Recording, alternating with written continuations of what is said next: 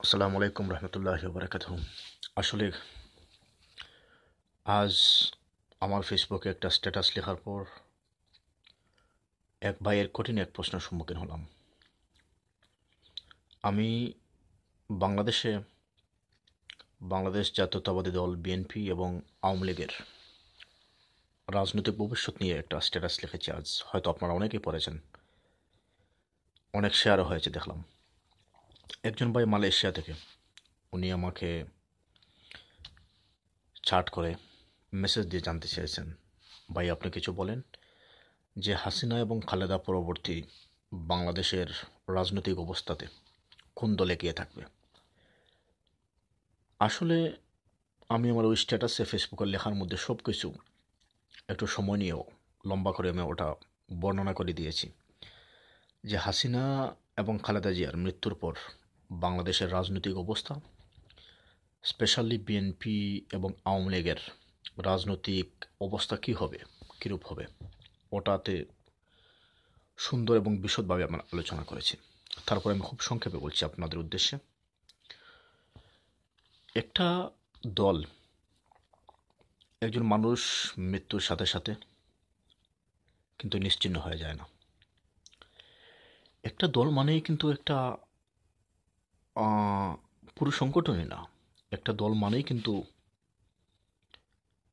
একটা সংগঠনের এ to Z, প্রথম থেকে শেষ পর্যন্ত মোহময় একটা শক্তি না। একটা দল নিশ্চিহ্ন হয় তখন যখন দেশবাসীর কাছে ওই দলের আইডিওলজি, ওই দলের যে আদর্শ ভুলণ্ঠিত হয়, শেষ হয়ে যায়, তখন হয়তো একটা দল নিশ্চিহ্ন হয়।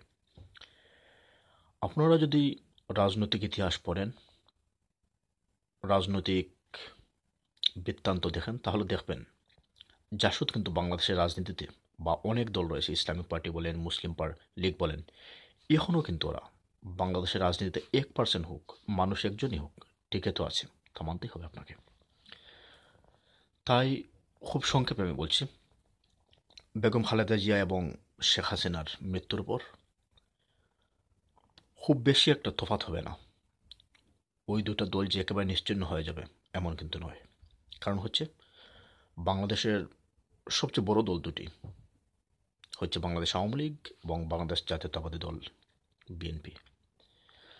তবে কেউ যদি আমাকে প্রশ্ন করে বাংলাদেশ জাতীয়তাবাদী দল এবং আওয়ামী লীগের মধ্যে হাসিনা এবং বেগম খালেদা জিয়ার মৃত্যুর পর কোন দলের অবস্থান ভালো হবে, আমি নিঃসন্দেহে বলতে পারি